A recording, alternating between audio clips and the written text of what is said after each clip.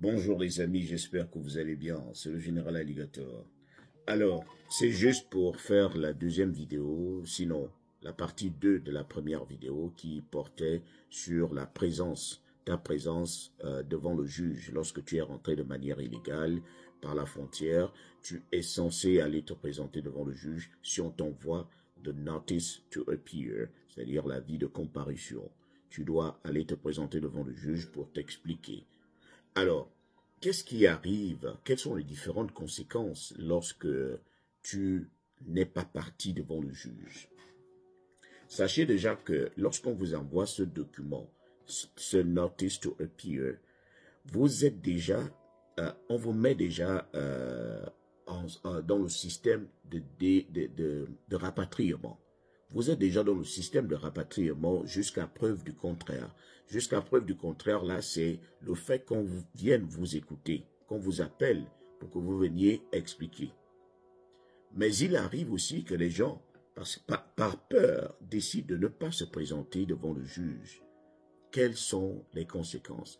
Alors, lorsque vous ne vous présentez pas devant le juge va directement écouter, pas seulement écouter la partie du gouvernement, qui va dire, bon, on vous a dit que cette personne ne pouvait pas rester dans le pays. Regardez comment elle n'est même pas venue. Elle n'a pas daigné se présenter alors que vous lui avez envoyé le notice to appear, l'avis de comparution.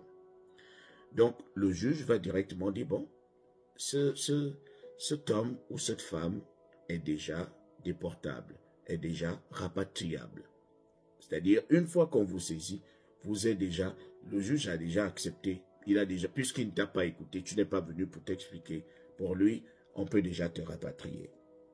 Alors, qu'est-ce qu'il faut faire lorsque vous avez raté votre court date, lorsque vous n'êtes pas parti?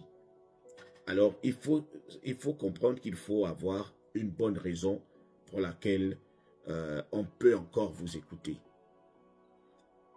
Il faut chercher un avocat qui va vous aider à revenir sur le droit chemin, à reprendre le chemin des rails. C'est-à-dire, il faudrait que vous déposiez une motion de continuance, motion de continuation. C'est-à-dire, the motion of continuance. Vous êtes censé demander au juge de vous donner une nouvelle date à laquelle vous allez venir comparaître. Mais le juge ne va pas directement te donner une date comme ça. Il va falloir expliquer ou bien donner des raisons pour lesquelles tu n'es pas venu à l'ancienne date. Qu'est-ce qui a fait en sorte que tu ne te présentes pas le jour du court, le jour du tribunal? Pourquoi tu n'es pas venu? Alors, il y a souvent différentes raisons. Tout dépend. Est-ce que ta raison tient le coup? Est-ce que tu vas dire que c'est parce que tu as eu peur qu'on t'arrête? Si ce n'est que ça ne passe pas.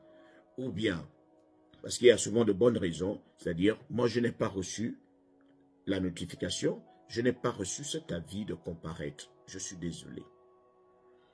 L'autre va dire, bon, moi j'étais en détention. L'autre va dire, j'étais en prison. L'autre va dire,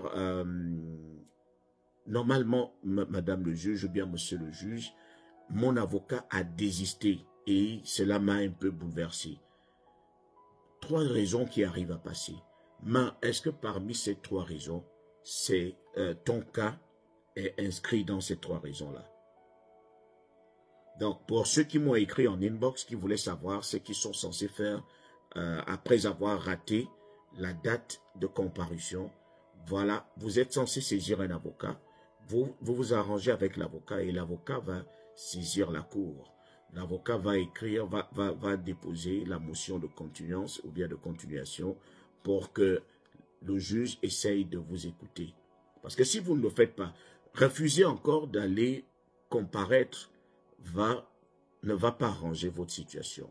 Au contraire, ça va l'empirer. Ça va l'empirer.